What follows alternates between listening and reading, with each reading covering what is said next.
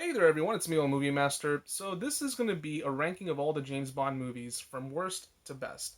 This video was requested by Nimi the gamekid, and I want to thank you so much because I love talking about James Bond movies. So this is going to give me an opportunity to talk about them on the channel. So I don't know if you wanted me to include the movies that are not canon in the franchise, but I'm going to include them anyways, just so you can hear how I feel about the movies and whatnot.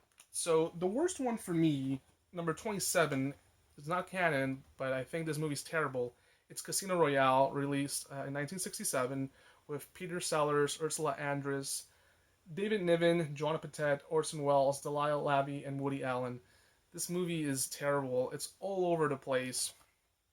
Peter Sellers and David Niven, they were very known at the time, but they can't salvage this material. It's written by, I think, 13 or 14 different writers, and it shows. I can only see someone who's really high or is under acid because this is an acid trip. It's a really bizarre movie. Don't like it. So my number 27 is Casino Royale. My number 26 is A View to a Kill, Roger Moore's last film in his tenure as Bond. And the reason why I don't like this movie is because Roger Moore was pushing 60. I'm not sure if he was already 60, but I think he was pushing that age, and it shows. Roger Moore had a lot of stunt doubles for running sequences in most of his movies, but in this one, I think they used them probably more because it's so evident, especially in action sequences, when he's jumping down to an elevator or a sequence where he's fighting Christopher Walken. Christopher Walken plays the Bond villain in this movie.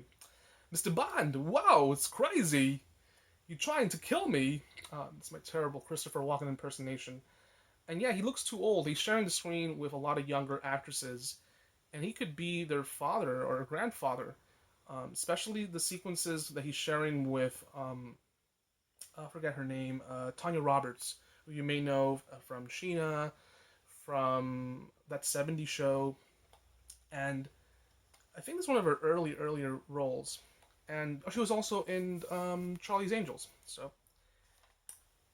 the movie is also very dumb. Like, the plot of the movie is basically Christopher Walken wants to destroy Silicon Valley. Excuse me. He runs a corporation called Soren Industries, and they want to be number one when it comes to microchips.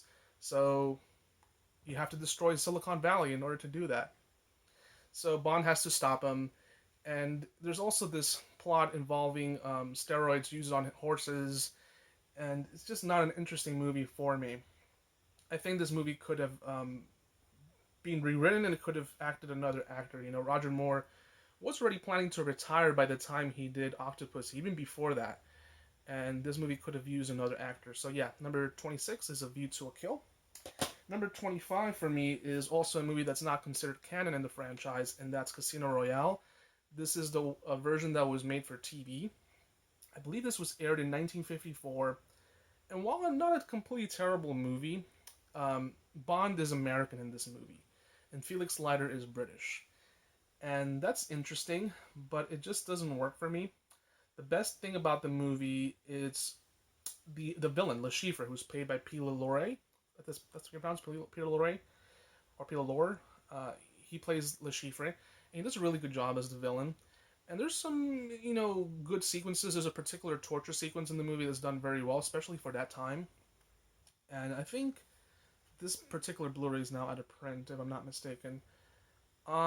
It's just, it follows very much how it's written in the novel, but some of it's kind of boring, especially for the length. It's only like an hour long, and it kind of drags in parts. And Barry Nelson as James Bond, he just plays, very nonchalant. Like, he's missing something, and I don't know what it is. And it's not suave. He is suave in the movie.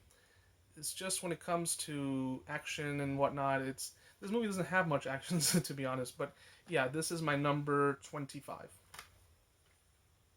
And my number 24 is another movie that's not considered canon, and that's Never Say Never Again. This one's out of print. This one's a little harder to come by, especially if you're looking for the Blu-ray.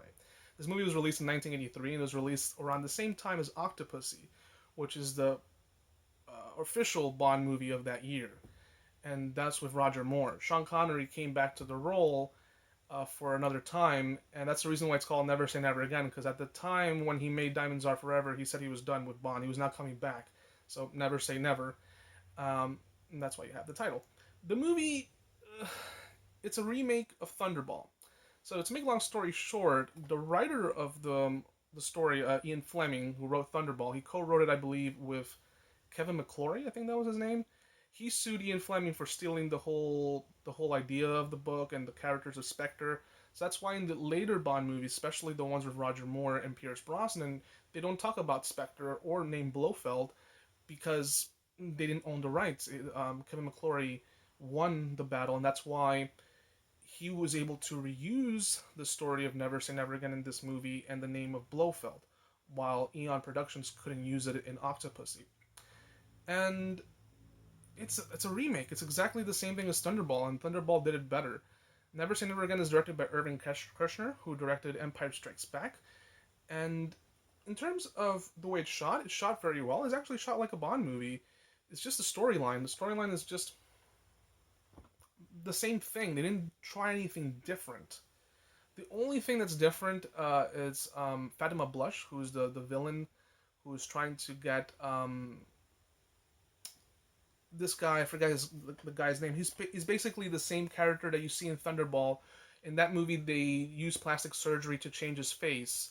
In this movie, they're using an eye to change like the eye in order to be able to have access to these warheads.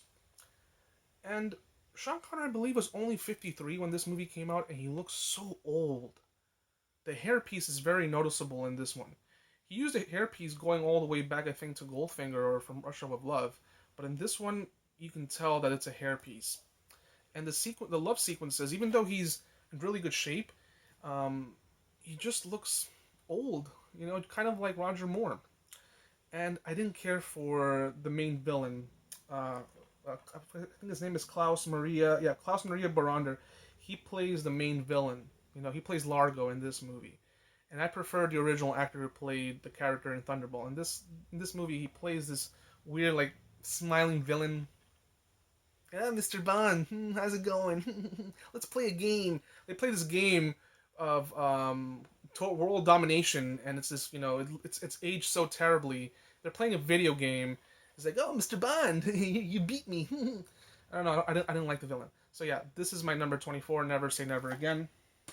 My number 23 is the official Bond movie of that year, and that's Octopussy. Again, not Sean Connery, Roger Moore should have retired previous to this movie. They were already looking for another actor, and I believe they screen tested Pierce Brosnan, Sam Neill, and there's another actor that they screen tested, an American actor. He's the actor who was in the movie Amityville Horror, the original Amityville Horror. Right now, I can't remember his name. But you can find the screen test here on this particular DVD. That's why I kept on to these DVDs, because there are a lot of special features that were not released on the other Blu-rays. So it's this time around, Bond has to go to India, and he's in search of this like egg, and there's like a fake one, and they're using this bomb to like blow up the circus, and it's a very dumb plot. It's not that interesting. There's a couple of cool action sequences, especially a sequence where there's a chase sequence in India that I thought was really cool. But again, Roger Moore looks so old, and the way he screams, I've never cared for it. He goes, ooh! I don't know why he does that. But yeah, Octopussy came out in '83, and the really cool sequence is in the beginning with this plane, that goes through these doors. I thought that was really cool. So, but other than that, it's a very forgettable Bond movie. And Bond also dresses up as a clown in this movie, and I'm not sure if that was intended to be comical, but it's both comical in the ironic sense and intentional sense. So yeah.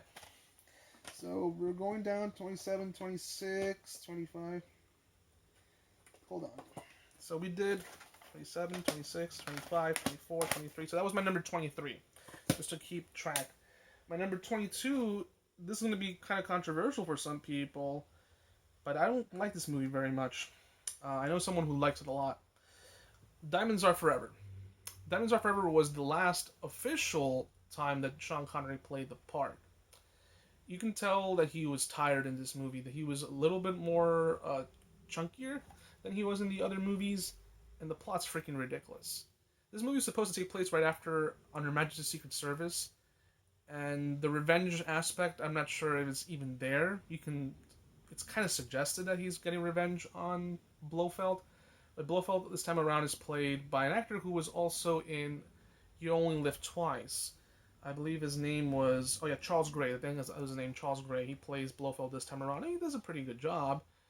But Sean Connery looks very uninterested. They had to give him so much money. I think it was close to $1 million or over $1 million at the time, and a deal to appear in other MGM movies. And I think Meteor was one of those movies. That's the only reason he came back to doing this movie. And it wasn't because On Her Majesty's Secret Service was a complete failure. It made money, but they knew they couldn't use that actor, and they needed to use Sean Connery again. And the plot of this movie, there's a satellite that they're using, um, Spectre, and there's a ransom included. And if that plot sounds familiar, it's because it was used again in Goldeneye and in Die Another Day. So there's some action sequences that I think are cool, but there's some that are really stupid. Like there's one in the moon, like not the actual moon, but there's like this area that looks like the moon, and he's using this like moon buggy. It's so ridiculous. And there's two characters that I do find funny. The two gay characters. One of them is I forgot his name. He's actually the father of the actor from Back to the Future who plays George McFly. The name will come back to me, but he does a pretty good job. There's a sequence towards the end where where he uses this cake, which is a bomb, and he puts it behind him, and the guy screams, "Woo!" So yeah, Diamonds Are Forever is my number 22. My number 21 is Die Another Day. This is the only movie I can think of when I went to go see it in theaters that actually threw a Coke, a drink that I had. It was Coke, and I threw it on the screen on how mad I was at this movie. Die Another Day is so bonkers. It starts off okay. Bond gets captured, and he has to find out who betrayed him. But they don't really tell you who betrays him. You kind of have to, put in, fill in the gaps. I like this DVD very much. You get to open it. This is back when they actually cared more about DVDs. There's really cool car chase sequences in the movie. And that's one of the best things about the movie. Lee Tamahori directed this movie, who had directed Along Came a Spider, and he also ended up later directing Triple X. Not the first one. It was a sequel, State of the Union with Ice Cube, which is one of the worst movies ever made. But Die Another Day, there's a lot of CGI that hasn't aged well. Specifically, a sequence where Bond is surfing and you hear the doo doo doo doo. So, if you watch it for laughs, you'll have a good time. But it's just such a tonal shift. The first hour of the movie plays pretty straight, and then all of a sudden it makes this shift where it becomes very goofy and like a late 60s Bond movie with a lot of, ridiculous effects. The Bond villain is played by, I forget the guy's name, Toby Stevens.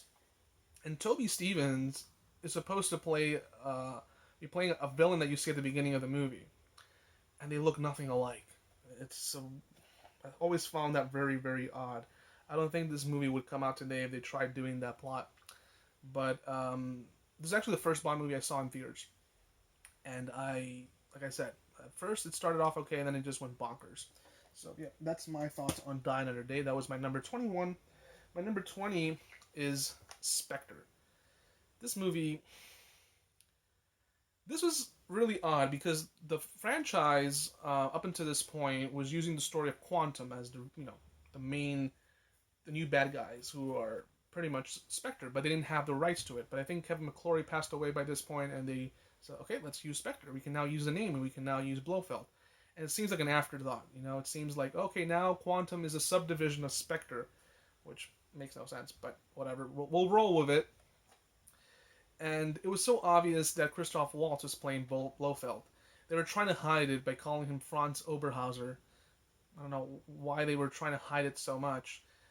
The movie shot very well. It has great cinematography. I think it was Hoytma was his name, the cinematographer. Is it here? He's a cinematographer for the movie Her. he shot the movie very nicely. But Daniel Craig looked kind of bored in this movie. He looked like he didn't want to come back for the role, and he famously said, "I'd rather slash my wrist than come back to the role." And it shows. It shows in a lot of sequences, especially the sequence where he's being chased by Dave Bautista. He's like, "Oh, it's when he's talking on the phone with a Moneypenny, and she says, "Oh, it's Quantum, Mr. White." "Oh, yes, of course, whatever." Like he doesn't want to be there. It seems like he's really bored. And there's a sequence towards the end that seems really off character, where Bond is in Blofeld's lair, and Madeline Swan is next to him, and she's seeing the footage of her father being killed, and it's so odd that Bond. It's really off character for Bond to go, "Turn it off! Don't start the hair!" Him getting mad. Bond's usually supposed to keep his cool. I thought it was really off character, but also the movie's very long, and it has like 3 different endings. Like when you think the movie's gonna end with this big explosion, oh no, we still have something else. Oh, the helicopter came down and we got Blofeld. The movie's over. Nope, there's another ending, and it's just so really odd. And it seems like this movie was originally intended to be the ending of the franchise, especially the way Bond rides off into the sunset. But the movie didn't do as well as Skyfall. And it's trying also really hard to be like Skyfall. And it's strange because Sam Mendes is the same director of Skyfall. They just didn't have a good script. The opening shot is really good. I love the opening sequence that's like a one take. And I also like the helicopter shot. That's really cool. But the rest of the movie is just very boring. So my number 20 is Spectre. My number 19, this is going to be a very controversial title because I know a lot of people love this Bond movie. I don't. I've always tried liking it, but I just don't. On Her Majesty's Secret Service. This is considered like one of the top 5 Bond movies of all time, and this movie would have been great if Sean Connery starred as Bond. I never cared for George Lazenby as Bond. George Lazenby as Bond, I'm glad that he didn't get the opportunity to continue the role because it would have been a wrong choice. He was just so wrong for this role. I didn't care for him, and he's not a bad actor because I've seen him in other movies. I saw him in a Jala movie that's really good called Who Saw Her Die, and also in this martial arts movie called A Man from Hong Kong. And there's another movie called Inhuman Shame. There's several movies that he's been in that he's very good in it, but he's just not very good as Bond. Some argue that if he was given the opportunity in a different script, he would have probably done better. Maybe, but just looking at this movie all around, he's just not right for the part. And also those jokes like, "Oh, this didn't happen to the other fella." It's so stupid. The Also the way this movie speeds up a lot of footage, it's just so odd. It was common to do that in movies back in the day to speed up the footage, but here they do it all the time. The director of this movie, I believe his name is Peter Hunt. Is it Peter Hunt? Music by John Barry, screenplay Peter Hunt. Yes, I believe he edited some of the other Bond movies, if I'm not mistaken. But him as a director in this movie, he didn't work very well. Like even the one-liners, like there's a part where a guy falls into this thing and he gets shredded up, and Bond says, "Oh, he had a lot of guts." He's not good at one-liners, and even the action sequences, they're zoomed in, zoomed down, they're sped up. It's really weird. And I didn't buy the chemistry between George Lazenby and Teresa. The actress is Diana Rigg, who has passed away. May she rest in peace. She's very good in the movie. She comes off very professional in the movie, but George Lazenby just comes off as a model. He was a model at the time. He just doesn't have the acting chops. And while he did improve as he got older, in this movie he comes off as very out of his depth. Like he's not right. Like something's just not doesn't work. Everyone else is great. I even like Telly Savalas as Blofeld. He's really good, especially the way he holds a cigarette. He holds it like, I don't know. I don't have something here. I don't smoke, but instead of holding it like that, he holds it like this. It's really weird.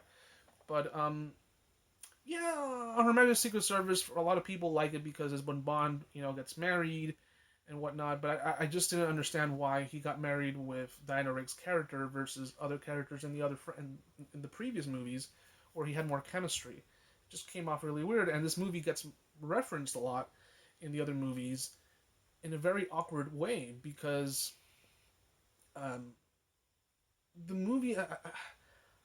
again, like I just don't find the chemistry, especially the ending. Spoilers.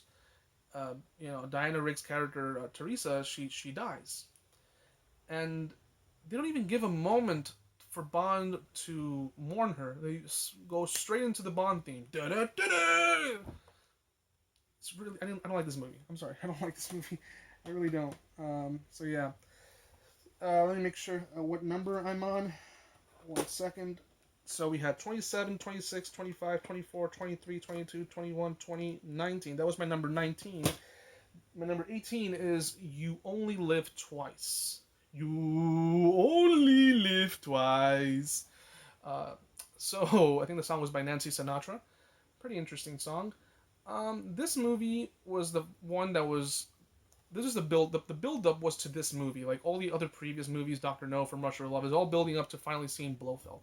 And when you see him, he's played by Donald Pleasance, and he has the iconic look, which was basically the inspiration for Austin Powers.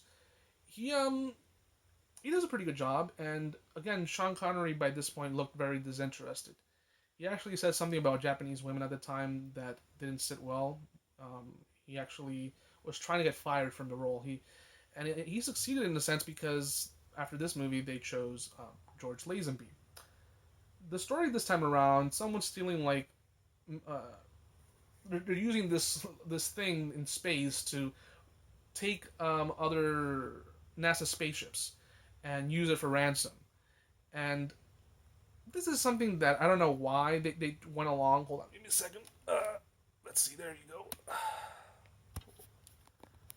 Sorry about that. Something about the way they went about the effects. It looks funny. It looks funny, really. It does. And Bond, they turned him Japanese in this movie. This movie will not come out today. The fact that they literally changed his eyes to make him look like a Japanese man makes me cringe. So there's also a sequence where this magnet grabs a car and it's flying. It's so goofy. But yeah, my number 18 is You Only Live Twice. My number 17 is The Man with the Golden Gun. The Man with the Golden Gun! So, Roger Moore, this is Roger Moore's second time as Bond, and he has to defeat a villain named Scaramanga, who has 3 nipples. He has, 1, 2, and 3. And he's played by Christopher Lee. He does a really good job. Christopher Lee was a great actor. He does a good job as the villain. It's just the story is... It's blah. It's just Bond has to stop the man with the golden gun. That's it. And once again, I don't know what to do with Bond movies and lasers. This time around, in the Bond villain has a layer with his laser, and he's playing around with it, and he wants to use it to kill people. That's it. That's it. There's a cool chase sequence, and there's a very famous one where a car flips, and they use like a whistle as it flips. So yeah, the man with the golden gun. There's not much to it. Not much to it. So number 17, I believe. Yep, 17 is The World Is Not Enough. This was released in 1999, and this was directed by Michael Apted. And this was, I believe, the third time that Pierce Brosnan came back to the role. And this is my second to least favorite of his tenure as Bond. Bond has to stop a villain who has kidnapped this woman, and she was tortured, and this villain feels no pain. He has a bullet lodged inside his brain, and he feels no pain, and he wants to start World War III. He wants to use these nuclear warhead and whatnot. And there's a lot of cool action and whatnot, but something about the movie, midway through the movie, I always feel like turning it off. I just don't care. And there's a twist in the movie, and it's so easy to see where it's coming from. I'll ruin it for you if you don't care. Spoilers. This actress who was in Braveheart, what's her name? I keep forgetting her name. Sophie Marceau. She ends up being the villain. She is madly in love with Robert Carlyle, who plays the villain. And it's funny because when you look at this movie, the plot is very similar to The Dark Knight Rises. The Dark Knight Rises, it's no secret that Christopher Nolan's a Bond fan, and he took the idea of two characters in love, and well, more so Robert Carlyle being in love with her, and she's using him for revenge. So pay attention to watch these two movies. They have a very similar plot. So, sorry about that. Number 16 is Thunderball. I forget how the song goes. Like Thunderball. It's Tom Jones, I believe, did the song for this movie. So this one, it's pretty good. It's one of the few movies that has one of the longest underwater sequences from this time period, and you actually see a full action sequences underwater. The only reason I have it lower on my list is because it's not as good as the other Bond movies that Sean Connery did at the time. Sean Connery, by this point, again, he started to seem disinterested starting with this movie. From Thunderball onward, it seemed like he didn't want to be there, especially the way he delivers certain one-liners. Never mind her, she's just dead. I don't know why he says it so this time around, they have to stop a villain named Emilio Largo, who is a member of Spectre. And if I'm not mistaken, never mind. So yeah, Emilio Largo plays the villain, and they have to stop him from stealing these, warheads, to basically get ransom. And it just makes Spectre look like these guys who just want money. I don't know when the revenge part comes in, because the letter R in Spectre is revenge, and the letter E is extortion, but they never really talk about revenge much. So yeah, Thunderball is one of those movies that I don't revisit as much. The best part is that underwater sequence towards the end where they fight, and they recreated it in Never Say Never Again, just not as good. So where were we? Hold on. 27, 26, 25, 24, 23, 22, 21, 20, 19, 18, 17, 16, 15. Number 14, Live and Let Die. This is the first time that Roger Moore came to play the role of James Bond, and it's not a bad movie. It's basically like a blaxploitation movie. It's Bond, in the hood, pretty much, and he has to stop this villain who is trying to sell drugs and make money and whatnot. Very entertaining. Lots of cool action sequences. There's one particular guy in the movie, the sheriff. I forget his name, but he's both annoying and funny at the same time. So I recommend this movie. It's not bad. So next one up, it's For Your Eyes Only. I really like this movie. This is probably my favorite from the Roger Moore era. Roger Moore plays a character a little bit more seriously this time, but still maintaining that suave and humor that he has throughout the other movies. And there's a really cool ski sequence, and the music is done by Bill Conti, who did the music for Rocky. And I thought he did a really cool job with this movie. Highly recommend it. Next one is a movie that a lot of people would put lower on their list, and I don't think it's that bad. Honestly, I don't. Give me a second. Ugh, sorry about that. Sorry. Next one would be Quantum of Solace. Let me fix this up here. Ugh. That should do it. Quantum of Solace. So Quantum of Solace, a lot of people don't like because of the way it's edited. It's also one of the shortest Bond movies, and it seems like it was done in a rush. And there's some truth to that because the movie was done during the writer's strike of 2008. But I thought it was a good revenge story taking place right after Casino Royale. It had never been done up to that point. And Daniel Craig does a good job again as a role. He's trying to stop these villains who are part of Quantum, and you later discover in Spectre that it's a subdivision of Spectre. And the main villain wants a water supply in Bolivia, and there's a lot of cool action sequences. I don't mind this movie at all. I really like it. So next one up is the first Bond movie, official Bond movie, and that is Dr. No. This movie, a lot of people would put it higher on the list. I don't put it higher on the list because this is still during a time when the formula is there. They would have improved upon it later on with the other movies that Sean Connery did. Of course, it has a famous sequence where Ursula Andress comes up of the water. I thought that was really cool. Um, there's a lot of cool action sequences, but again, it still didn't have the right formula for Bond. It would have gotten better with the subsequent films. So yeah, Doctor No. Whoa, what happened here? Hold on. Sorry about that. Next one up is The Living Daylights. Living Daylights was released in 1987. This is the first time when Timothy Dalton played a role. The producers wanted Timothy Dalton as way back as the 1960s, I believe, but he thought he was too young for the part.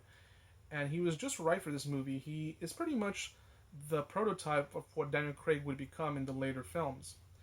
And it's a good movie. It's very good. However, you can tell that this movie, while it is more serious, it seems like this movie was made for Roger Moore. In a lot of areas, it feels like this is just another Bond movie. And I think the actor Timothy Dalton did a better job in the one that came afterwards, License to Kill. But other than that, it's entertaining. The plot's a little whatever. It's not that interesting, but I still recommend it. Next one up, it's Moonraker. Most people would put this lower on the list. I like this movie. It's very entertaining. Bond goes to space. This was made around the time of Star Wars, so they had to capitalize on that, and they did a pretty good job with it. It's most of the space stuff happens in the third act of the movie. The beginning of the movie, it's Bond trying to discover who's the villain and what he's doing and what he's all about. And you have the character of Jaws, who's one of my favorite characters, really funny, the guy with the teeth. So, yeah. And just as good as that one is the next one, which is The Spy Who Loved Me. The Spy Who Loved Me is so fun. A lot of cool action sequences. Bond has to defeat this villain, who I believe his name was Stromberg, and a lot of cool underwater sequences. Again, as the introduction of Jaws. Both Spy Who Loved Me and Moonraker have similar plots. One's in the water, one's in space. So very ridiculous movies, but they're entertaining. The next one on the list, it's the most recent one, No Time to Die. The song's done by Billie Eilish. I don't remember the song. But Bond this time around has to stop a villain, Safin, I believe is his name. Played by, what's this guy? Rami Malek, who was a pretty good villain. Some people don't like the movie. Some people say it's woke. Some people say it's, and there are aspects where they're trying to change Bond. They're trying to make him more of a family man, and it does change the character a bit. But as a one-off, I don't think it's bad. It's a good way of closing Daniel Craig's tenure as Bond. I mean, since the first movie that he did, he's been more of a monogamous Bond, more attached to one woman, and there's nothing wrong with that, But he is definitely the most emotional Bond of them all. He's definitely the one that's more attached to one particular woman. And a lot of good, cool action sequences. A little too long. I think this movie could have been 30 minutes shorter. This thing is the longest one of the entire franchise, if I'm not mistaken. So, next one up, it's Tomorrow Never Dies. This is one of my favorite Bond movies. Very underrated. And the plot is very reminiscent to stuff that we've seen today with the news, the way the news has been being manipulated. Highly recommend this movie. The villain, he's played by an actor who I think, Jonathan Pryce, who was also in the G.I. Joe movies. I don't know why he doesn't get enough roles. He does a really good job playing villains. He's really good. And he controls this news broadcasting called Tomorrow. And he is causing mayhem and broadcasting at the same time to be the first one to broadcast that particular news. Michelle Yeoh plays a really cool Bond girl, and as does this actress, I forget her name, Terry Hatcher. Terry Hatcher, who you may know from the Superman TV show from the 90s. So yeah. There's a really cool sequence, chase sequence where Bond is using his cell phone to control the car. So, next one, it's License to Kill. License to Kill is a very underrated Bond movie. This is one of the darkest Bond movies. This movie almost got an R rating, and it's actually the first one to get a PG-13 rating. And it makes sense because there's, heads exploding, a lot of drug content, a lot of violence, a lot of swearing. And I like the villain. The villain is played by Robert Davi, who you may know from Die Hard. He plays Agent Johnson. And he does a really good job playing Sanchez. And Timothy Dalton, you can tell he had more control here of how he wanted to play Bond. And great movie, good movie. Didn't do as well when it came out, but I think now it's getting more love. And so, 1, 2, 3, 4, 5. My top 5 Bond movies. Casino Royale is my number 5. This is a game changer. This came out in 2006, and it was a complete reboot of the franchise. This was, an answer to Die Another Day being such a ridiculous Bond movie, so they went into a more realistic tone. And great movie, love it. The villain's played by Mads Mikkelsen, great villain playing Le Chiffre, and most people put this at number 1, but there's some other ones in the list that I think are better, but very good movie nonetheless. My number 4, sorry about that, is Goldeneye. Goldeneye is a classic of the 90s, and of course, those who grew up in the era know the video game. And I think the movie is just as good as a video game. This is Pierce Brosnan's first movie, directed by Martin Campbell. Martin Campbell also directed Casino Royale, and he does such a good job with Bond movies. They should hire him more often. So the plot is, they have this satellite who's going to destroy places using EMP, and Bond has to stop it. Love the song, by Tina Turner. Goldeneye found his weakness. So, anyway. So, yeah, good movie. And my top 3 are, number 3 is Skyfall. I saw this movie 5 times in the theater. The only other movie that I've seen that many times is The Dark Knight. Skyfall is so good, and it has one of my favorite actors, Javier Bardem, playing the villain. He does a good job playing the main villain, and he's an equal to Bond. And I like that. I measure the Bond movies based on how good the villain is. The villain in this movie is very, very good. So, this is one movie that I can watch over and over again. And what it made it so well is that it doesn't necessarily connect too much to the other Bond movies. It's an independent adventure. And they should have done that with the other movies. Just kind of make an episode of the week instead of, connecting them too much. So, my number 2 is From Russia with Love. This is a classic movie. So well made, and has a great train sequence, and a train fight sequence. And this was Sean Connery's second time playing the role. This was released in 1963, directed by Terrence Young, and classic movie. If you haven't seen it, highly recommend it. And number 1 for me is Goldfinger. Goldfinger is the ideal Bond movie. This is basically the formula that was used for all the subsequent Bond movies. They knew what worked. This is the movie that introduced all the gadgets and all the other stuff, but it does it in a way where it's not overstaying its welcome. Not like something like eventually Die Another Day. It's just the right amount of gadgets. And basically the villain is trying to steal money from the gold from Fort Knox, and Bond has to stop him. And it has a famous sequence of a girl painted in gold. Good movie. So that was my ranking of the Bond movies from worst to best. And this video was for you, Nimi the Game Kid. I hope you enjoyed it, and I hope you guys, everyone out there, enjoyed it. So I'll see you guys next time. Bye.